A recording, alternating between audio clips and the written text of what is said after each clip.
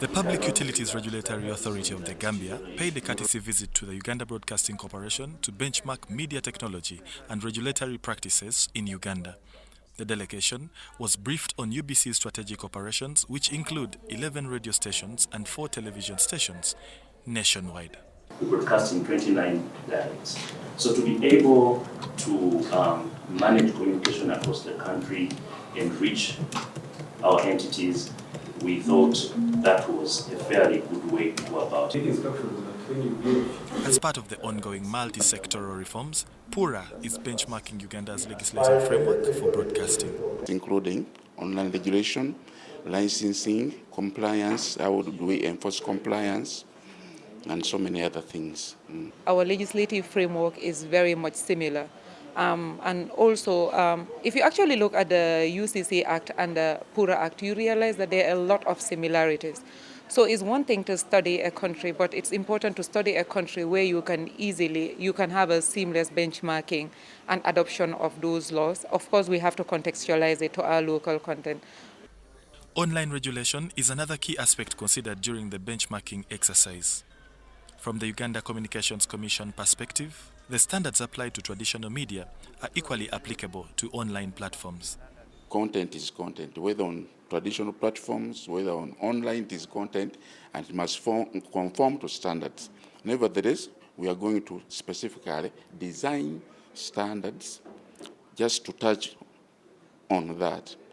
But we are not mourning that we are helpless, not at all. PURA has identified key areas from the Ugandan model to support the development of their own broadcast legal framework.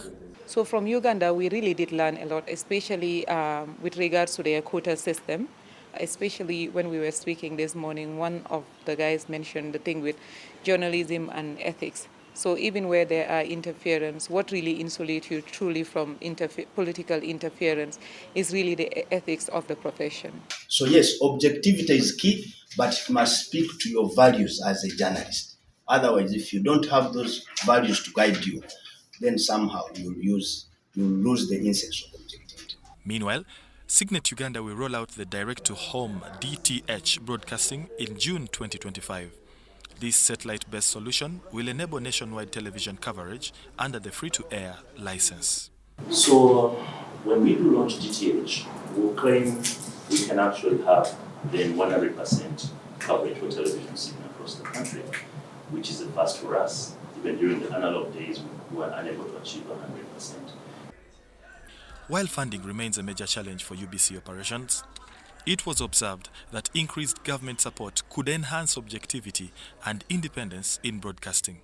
If you don't have adequate funding, you are challenged with retaining the most competent staff, you are challenging with getting the most recent technology and all of that. So it's important for the national broadcaster, just like any other business, to be adequately funded to be able to meet the targets of its mandate.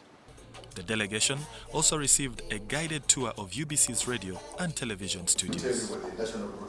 Tony Kate Chaze, Ivan Kahwa, UBC.